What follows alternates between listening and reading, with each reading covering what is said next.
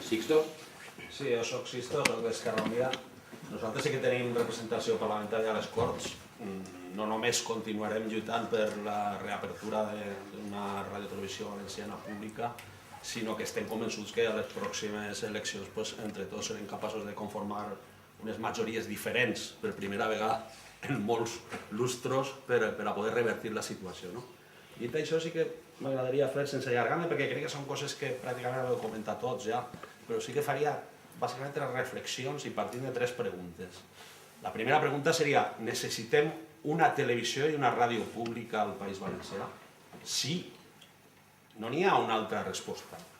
Sí, perquè una televisió pública i una radiotelevisió pública al País Valencià significa no només ficar en valor la nostra llengua, sinó també estructurar-nos com a poble, també ficar en valor la nostra pluralitat, estructurar-nos i d'alguna forma fer que el nostre poble de veritat, deixi de dependre, com s'ha dit en la taula en diverses ocasions, també en el sector audiovisual i en el sector periodístic, de dependre de forces que venen de l'exterior i que de moltes maneres ens mostren la identitat. Nosaltres considerem que és molt important, no només des del punt de vista de la llengua, sinó també des d'aquest punt de vista d'identitat i també des d'un punt de vista social i cultural i d'estructuració com a poble. I no podem renunciar com a valencians i com a valencianes a tindre una televisió pública.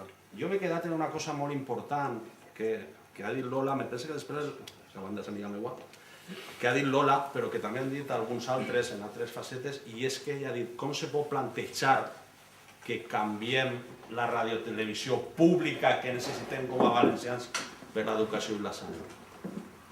Si és que formen part d'un conglomerat dels nostres drets com a ciutadans. El dret a la cultura, el dret a la llibertat d'expressió, a la pluralitat, a un mitjà de comunicació col·lectiu i públic, junt a l'educació i junt també a la sanitat i altres drets. És que considerem que precisament la radiotelevisió pública té un factor educacional fonamental. Fonamental. Està lligat directament també a l'educació. I per tant, la primera resposta seria que sí. La segona pregunta seria: com era Canal 9 fins ara? I accepte el que s'ha dit, no podem generalitzar tota la programació de Canal 9, però tenim que dir-ho també molt claret. Canal 9 era un instrument del poder, i no només del poder del Partit Popular, sinó del poder a través del qual s'expressa també el Partit Popular, d'un poder definit ideològicament, perquè s'ha parlat poc d'ideologia, però també definit ideològicament en interessos econòmics. La línia editorial de Canal 9. Sí. Que jo porto ja molt de temps rectificant això perquè crec que és important. La línia editorial de Canal 9 era el que estava instrumentalitzant. Canal 9 és molt més que això. Vull dir que vull que ho tingués clar, és perquè ho estic repetint clar. Perquè els programes, és perquè... Vull dir, és que si no se simplifica molt. La línia editorial de Canal 9 estava completament instrumentalitzada per el Partit Popular i els sectors econòmics i socials molt concrets i molt elitistes que representa el Partit Popular per a manipular i instrumentalitzar la informació. Sempre s'ha dit que informació és poder i controlar la informació controles a muntó coses més. És molt curiós perquè se parla de lo del metro. Analitzeu aquesta situació del metro. Imagineu si és important la informació i controlar la informació, en aquest cas per això volem una televisió pública perquè es controli d'una manera col·lectiva, pública, plural, oberta, democràtica. Mireu si és important que el dia... Nosaltres ho vam denunciar des del comitè d'empresa. Es va eixir 4 línies en el Levante, me penso que has dit. Doneu-vos compte que lo del metro agarra dimensió perquè Jordi Évole decidís tocar el tema. Perquè aquest tema estava dormit. Ja no mos ho recordaven apenas, i jo el primer tenim que donar tots el mea culpa. Pues en aquest manejo de la informació que decidís Jordi Évole se reobri el tema del metro. I per supost després, en aquesta setmana gloriosa de Canal 9, en la que ens enterem de lo que intuïem durant anys, però que ho vegem de manera clarivident, no?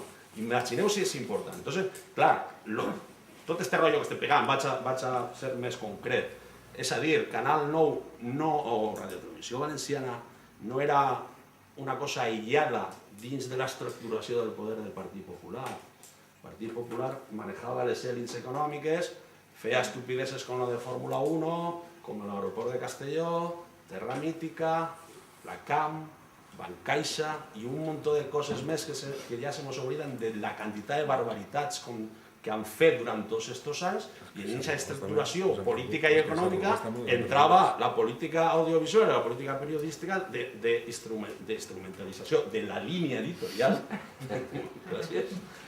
per a controlar tot això. Entonces, això és el que tenim. I la tercera reflexió, la última, que respon també a una tercera pregunta. Per què es tanca Canal 9? Jo penso que l'haveu dit tots ja. És molt clar, no és una raó econòmica. El company parlava de la termita, clar, ells agarren un servei públic, el company de Contracorrent també ha insistit en aquest tema, em pareix molt important.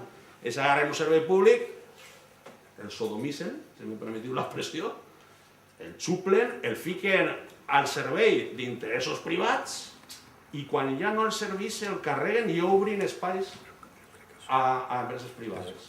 Però primer utilitzen els recursos públics. No són liberals, són neoliberals, és a dir, no renunciem als diners públics, no, que vinguen, que jo em deixaré repartir i quan ja no doni pa més me'l carregaré. Ells per alguna raó han decidit que se tenen que carregar Radio Televisió Valenciana en aquest moment i que si ho carreguen ara, i molt probablement, ho ha dit algú de vosaltres, és perquè veuen que n'hi ha un cicle polític que s'acaba i que aniran fora, jo m'ho carregue i jo ho bric per a que facin negoci els meus col·legues, en aquest cas en un mitjà de comunicació pública. El tema només se pot definir com a un cop d'estat brutal, perquè ens lleven un mitjà d'expressió col·lectiu i molt necessari per a tots nosaltres.